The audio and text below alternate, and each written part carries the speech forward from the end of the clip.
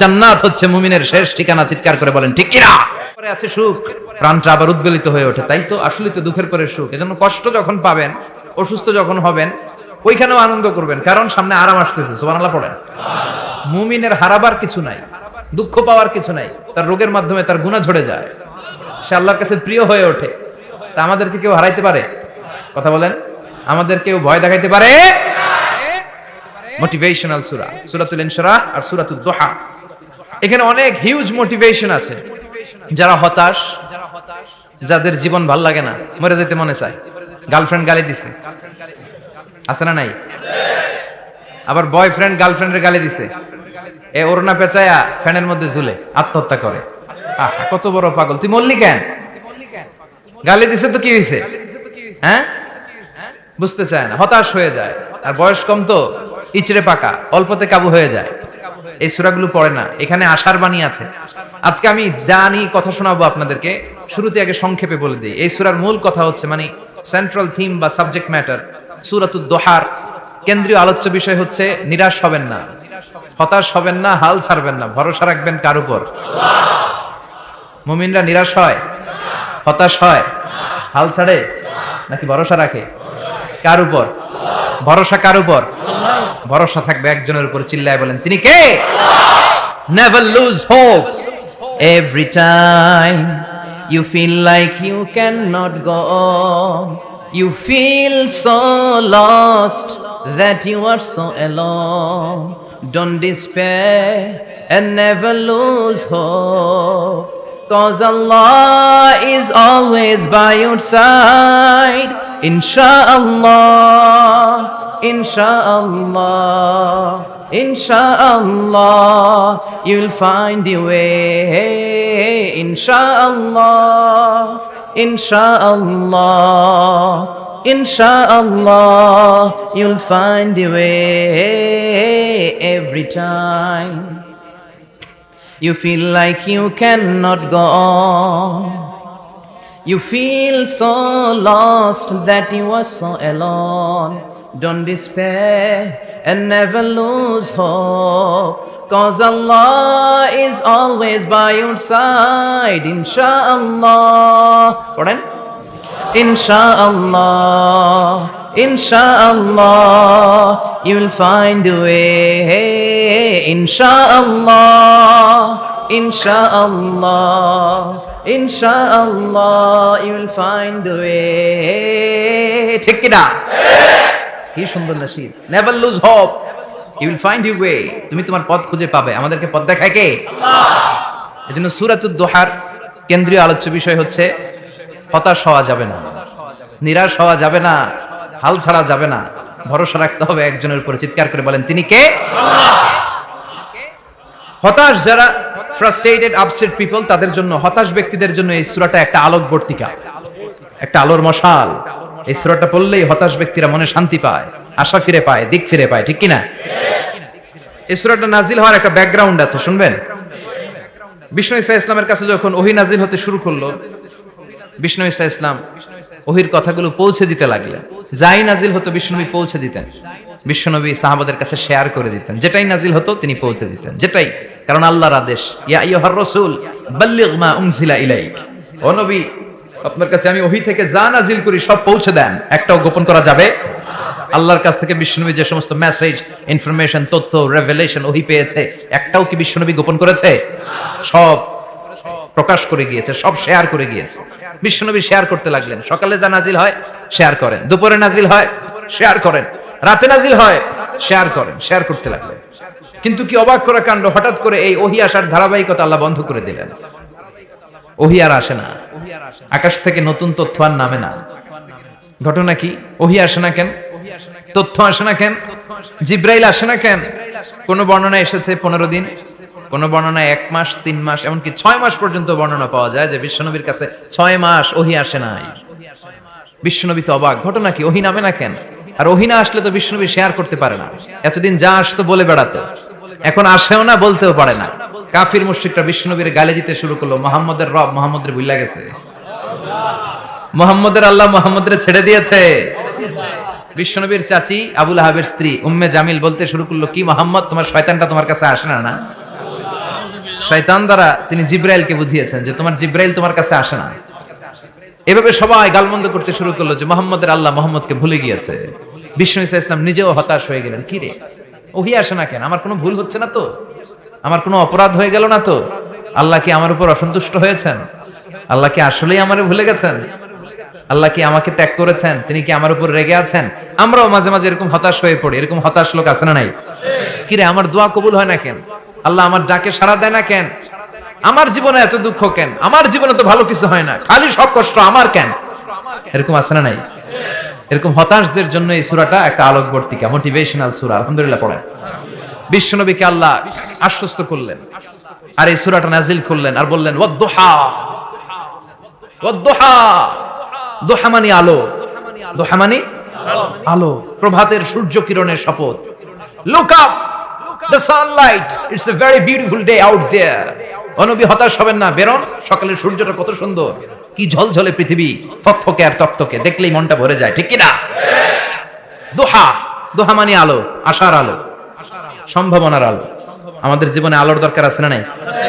আলো না থাকলে আমরা বাঁচতে পারবো? আলো লাগে বড় ভালো। এই আজকে আলো না থাকলে আমরা দেখা যাইতো? এজন্য কোরআনকে আল্লাহ আলো বলেছেন। কোরআনকে কি বলেছে? কিতাবুন আনজালনাহু ইলাইকা লিতুখরিজান নাসা মিনাল যুলুমাতি ইলান নূর। ও Muhammad, I've revealed this holy Quran unto you to lead the mankind out of darkness into the light. অন্ধকার থেকে লাইট, লাইট মানে কি? আলো, আলোর দিকে নেয়ার জন্য এই কোরআন পাঠিয়েছি। আবার বিশ্বনবীকেও আল্লাহ নূর, নূরের সাথে তুলনা করেছেন। আবার বিশ্বনবী আল্লাহর কাছে নূর চাইতেন, বলতেন আল্লাহ আমার ডানে আলো দাও, আমার বায়ে আলো দাও, আমার সামনে আলো দাও, পিছনে আলো দাও, উপরে আলো দাও, নিচে আলো দাও, আমার দেহে আলো দাও, আমার মাংসপেশির ভিতরে আলো দাও, আমার হাড্ডির ভিতরে আলো দাও, আমার জন্য তুমি আলো দাও। পড়েন আমিন। এজন্য আলো ছাড়া বেঁচে থাকা অসম্ভব। আল্লাহ তাআলা আলোর নামে সূরা দিলেন, সূরাতুদ দুহা, প্রভাতের আলো, প্রভাতের সূর্য কিরণের শপথ, আলোর শপথ। সুবহানাল্লাহ পড়েন। এরপর আল্লাহ বললেন ওয়াল লাইলি ইযা সাজা, আলোর শপথ, সকালবেলার সূর্য কিরণের শপথ। দ্বিতীয় আয়াতে আল্লাহ বললেন রাত্রিবেলার শপথ, যখন রাত্রিটা নিঝুম হয়, হয় নিস্তব্ধ। নিঝুম আর নিস্তব্ধ রাতের শপথ। তাহলে আল্লাহ আলোর কসম কাটলেন, তারপরে অন্ধকারের কসম কাটলেন, ঠিক কিনা? আলো দ্বারা মূলত আল্লাহ তাআলা ওহীর আগমনকে বুঝিয়েছে, আর অন্ধকার দ্বারা আল্লাহ তাআলা ওহীর অনুপস্থিতি বুঝিয়েছে। এটা দিয়ে আল্লাহ বুঝাতে চাইলেন, ও নবী, কাফির মুশরিকরা আপনারা গালি দেয়, ওরা বলে যে আমি আপনারে ভুলে গেছি, আমি আপনারে ত্যাগ করেছি, আমি আপনার প্রতি অসন্তুষ্ট। না না, আমি ইচ্ছা করে ওহী পাঠাই না, কারণ সব সময় আলো থাকলে ভালো লাগে না, কিছু সময় অন্ধকারের দরকার আছে না নাই? বুঝে শুনে উত্তর দিয়ে। 24 ঘন্টা আলো, 365 দিন খালি আলো আলো আরো আলো। যদি সূর্যের আলো সব সময় থাকে 365 দিন, ভাল লাগবে? রাতে ঘুমাবেন কেমনে? আবার সব সময় ঘুটঘুটে অন্ধকার, আলো নাই, ভাল লাগে? ক্ষেত খামারে চাষ করা লাগবে না, বাজারে যাওয়া লাগবে না। তার মানে আলোরও দরকার আছে, অন্ধকারেরও দরকার আছে। এটা দিয়ে আল্লাহ বুঝাতে চাইলেন, নবী ওহী নাজিল করার জন্য দরকার আছে, মাঝে মাঝে ওহী বন্ধ রাখা আপনারে বিশ্রাম দেওয়ারও দরকার আছে। চিৎকার করে বলেন আল্লাহু আকবার। এজন্য আল্লাহ বললেন ওয়াদ-দুহা ওয়াল লাইলি ইযা সাজা মা ওয়াদ্দা'কা রাব্বুকা ওয়া মা ক্বালা ওয়ালাল আখিরাতু খায়রুল লাকা মিনাল উলা। সুবহানাল্লাহ পড়েন। ও নবী, প্রভাতের সূর্য কিরণের শপথ, নিঝুম নিস্তব্ধ রাত্রিবেলার শপথ, আলো আর অন্ধকারের শপথ করে আমি বললাম আপনার প্রভু আপনারে ভুলে যায় নাই, আপনার উপর অসন্তুষ্ট হয় নাই। আমি আল্লাহ ইচ্ছা করে ওহী বন্ধ রেখেছি, কারণ ওহীর একটা পাওয়ার আছে। বারবার ওহী রিসিভ করলে আপনার স্নায়ু এটা সহ্য করতে পারবে না, আপনার দেহ এটারে বরদাস্ত করতে পারবে না। নবী, আমি আপনার প্রতি এত রহম দিলে, এত ভালোবাসি, বারবার ওহী নিতে নিতে আপনার যে কষ্ট হয়, এই কষ্টটা আমার আল্লাহর সহ্য হয় না। এজন্য আমি আল্লাহ ইচ্ছা করে কিছুদিন ওহী বন্ধ রাখছি। সুবহানাল্লাহ পড়েন। তার মানে এই নয় যে আমি আপনারে ভুলে গিয়েছি, আমি আপনারে ছেড়ে দিয়েছি। আরে নবী, আমি তো আমার নামের সাথে আপনার নামকে জুড়ে দিয়েছি। লা ইলাহা ইল্লাল্লাহ মুহাম্মাদুর, যেখানে আমার আল্লাহর নাম সেখানে বিশ্বনবীর নাম আছে না নাই? আজান যখন দেই আল্লাহু আকবারের পরে বিশ্বনবীর নাম আছে না নাই? একামতে আছে না নাই? আবার আল্লাহর জন্য যখন সালাত আদায় করি, শেষ বৈঠকে বিশ্বনবীর উপর দুরূদ আছে না নাই? রাফা'না লাকা যিকরাক, ও নবী, আপনার নামকে আমি অনেক উপরে তুলে ধরেছি। আমার নাম যেখানে, আপনার নাম ওইখানে। গোটা বিশ্বব্যাপী আপনার নাম ছড়ায় যাবে। ওরা আপনারে গালি দেয় কবি বলে, ওরা গালি দেয় গণক বলে, ওরা বলে আপনি আবতার, লেস কাটা। আসলে যারা আপনারে গালি দেয় ওরাই লেস কাটা। ওরা আপনারে বলে আপনি নির্বংশ, আপনার ছেলেগুলো বেঁচে নাই, মেয়ে বেঁচে আছে, আপনার নাম নেয়ার কেউ থাকবে না। ওই আবু জাহেল, উতবা, সাইবা, ওদের নাম নেয়ার কেউ থাকবে না। আপনি লেস কাটা নন, আপনি নির্বংশ নন। ইন্না শানিয়াকা, চিল্লায় বলেন ইন্না শানিয়াকা। যারা আপনারে গালি দেয়, যারা আপনারা নিয়ে কটু কথা বলে, ওরাই লেস কাটা, ওরাই নির্বংশ। ওদের বংশকে আমি আল্লাহই নির্বংশ করে ছাড়ি। চিল্লায় বলেন ঠিক কিনা? ও নবী, মা ওয়াদ্দাআকা রাব্বুকা ওয়া মা ক্বালা।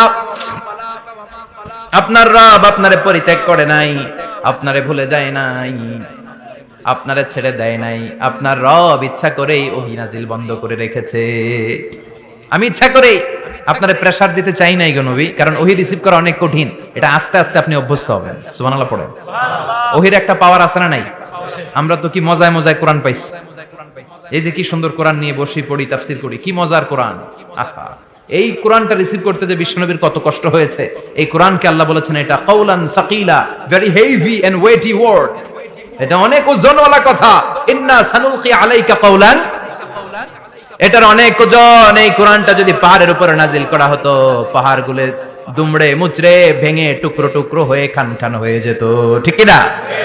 এত কঠিন বানিয়ে এটা। ও নবী, আমি আলোর সাথে ওহীর মিল ঘটিয়েছি, আলো দিয়ে ওহীকে বুঝিয়েছি। সূর্যের যেমনি কিরণ আছে, তেজ আছে, এই ওহীরও একটা তেজ আছে। এই তেজ, এই কিরণ আপনি সব সময় সহ্য করতে পারবেন না। এজন্য আমি ইচ্ছা করে কিছুদিন ওহী নাজিল করা বন্ধ করে রেখেছি। সুবহানাল্লাহ পড়েন। ইচ্ছে করে আমি নাজিল করি নাই। সব সময় নাজিল হলে আপনার ভালো লাগতো না। বুখারীর বর্ণনা, মা আয়েশা বলতেন শীতের রাতে, কনকনে মাঘ মাসের শীতের রাতে যখন বিশ্বনবীর উপর কোরআনের আয়াত নাজিল হতো, বিশ্বনবী ঘেমে ঘেমে একাকার হয়ে যেতেন। হাত্তা লা ইয়াতাফাসসাদু জাবিনুহু আরাকান, বিশ্বনবীর দাড়ি আর থুতনি বেয়ে ঝরঝর করে পানি পড়তো। আমরা কম্বল গায়ে দিয়ে থাকি আর বিশ্বনবী ঘামে। সুবহানাল্লাহ কইবেন না? এটা কাউলান সাকিলা, অনেক ওজনওয়ালা কথা। আবার বিশ্বনবী যখন ওটের উপরে বসে থাকা অবস্থায় কোরআনের আয়াত নাজিল হতো, ওটের বুকটা মুহূর্তের মধ্যে বালুর মধ্যে, জমিনের মধ্যে লেগে যেত।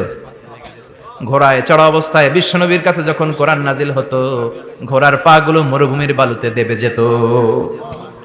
মাঝে মাঝে বিশ্বনবী সাহাবাদের রানের উপরে, পায়ের উপরে মাথা দিয়ে শুয়ে পড়তেন, ক্লান্ত শ্রান্ত। যায়েদ বিন হারেসা, বিশ্বনবীর পালক পুত্র, তার পায়ের উপরে মাথা রেখে বিশ্বনবী একবার কথা বলতে বলতে ঘুমিয়ে পড়লেন। ঘন্টাখানিক ঘুমালেন। যায়েদ বিন হারেসা বলে, আমার কাছে তেমন কোনো কষ্টই হচ্ছে না, বিশ্বনবীর মাথাটা খুব বেশি ওজন মনে হচ্ছে না। ঘন্টাখানিক পর বিশ্বনবী চোখ খুললেন, আর খোলা মাত্রই ওনার উপর ওহী কোরআনের আয়াত নাজিল করতে শুরু করলো। কে? যায়েদ বিন হারেসা বলে, যখনই কোরআনের আয়াত নাজিল হতে শুরু করলো, আমার মনে হচ্ছে বিশ্বনবীর মাথাটা 50-60 কেজি ওজন বেড়ে গিয়েছে। বিশ্বনবীর মাথার ওজনে আমার পায়ের রান ফেটে যাবে, আমার পায়ের হাড্ডি ফেটে যাবে, আমার পাটা ভেঙে খান খান হয়ে যাবে মনে হচ্ছিল। তার মানে কোরআনের আয়াত যখন নাজিল হয়, বিশ্বনবীর উপর একটা প্রেসার আছে না নাই? এজন্য আল্লাহ বললেন, নবী আমি আপনার ভুলে যাই নাই। কাফেররা যেমনি আপনার গালি দেয় যে আমি আপনার ভুলে গিয়েছি, আপনার উপর আমি অসন্তুষ্ট, নেভার, অসম্ভব। আমি আপনার উপর কখনো অসন্তুষ্ট নই, বরং আমি ইচ্ছা করি আপনার উপর থেকে প্রেসার কমিয়ে দেওয়ার জন্য কয়েকদিন ইচ্ছা করে আপনার ছুটিতে রাখছি। সুবহানাল্লাহ পড়েন। যাতে করে আবার এনার্জি গায়ে নেওয়ার পরে নতুন করে কোরআনের আয়াত রিসিভ করার জন্য আপনি সক্ষম হন। চিল্লায় পড়তে হবে আল্লাহু আকবার। এজন্য আল্লাহ বললেন, ওয়াদ-দুহা ওয়াল-লাইলি ইযা সাজা মা ওয়াদ্দা'আকা রাব্বুকা ওয়া মা ক্বালা ওয়ালাল আখিরাতু খায়রুল লাকা মিনাল উলা। এরপর আল্লাহ বললেন, নবী ওয়ালাল আখিরাতু খায়রুল লাকা মিনাল উলা, and verily indeed the hereafter is far better for you than this dunya. এই দুনিয়ার চেয়ে আপনার জন্য আখিরাতটা অনেক দামি। খায়রুল লাকা মিনাল উলা, এই দুনিয়ার চেয়ে আখিরাতটা অনেক শ্রেষ্ঠ। এতে আল্লাহ বললেন দুনিয়ার চেয়ে আখিরাত শ্রেষ্ঠ, আর এতে আল্লাহ বললেন দুনিয়ার চেয়ে আখিরাত হলো স্থায়ী। ঠিক কি না? বাল তু'থিরুনাল হায়াতাদ দুনিয়া ওয়াল আখিরাতু খায়রুন ওয়া আবকা।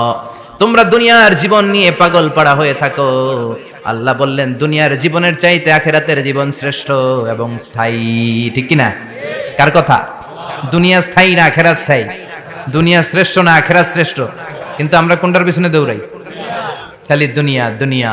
দুনিয়া কে মজা লে লো, দুনিয়া তোমারি হ্যায়। কিন্তু জান্নাত কে মজা লে লো, জান্নাত তোমারি হ্যায়, ওইটা কয় না। আছে না নাই? দুনিয়ার পেছনে পাগল হয়ে আমরা পড়ে থাকি।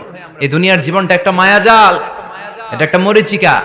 এই মরিচিকা, এই ধোঁকা, এই লালসা আর এই মায়া জালের পেছনে আমরা ছুটছি। ছুটতে ছুটতে হুট করে একবার কবরের ভিতরে ঢুকতে হবে। কথা বলেন, তখন আমাদের টনক নড়বে। এজন্য দুনিয়া মুমিনদের জন্য শ্রেষ্ঠ আর স্থায়ী জায়গা নয়। মুমিনের আসল জায়গা হচ্ছে আখিরাত। মুমিনের শান্তি আর কল্যাণের জায়গা হচ্ছে আখিরাত। জান্নাত হচ্ছে মুমিনের শেষ ঠিকানা। চিৎকার করে বলেন ঠিক কিনা?